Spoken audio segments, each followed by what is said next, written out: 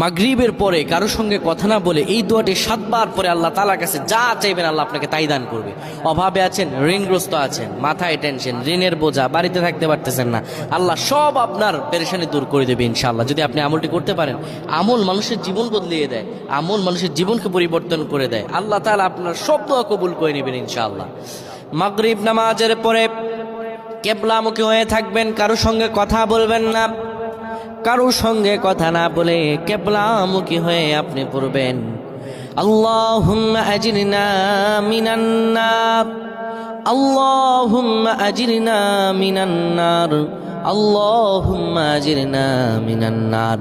যদি এটি আপনি মাগরিব নামাজের পরে কারো সঙ্গে কথা না বলে পড়ে 7 বার পরে দুটি হাত তুলে আল্লাহর কাছে দোয়া করেন, আল্লাহ জাহান্নামের আগুন থেকেও বাঁচাবেন এবং আল্লাহ আপনার সব দোয়াগুলো কবুল আর মঞ্জুর করে নেবেন।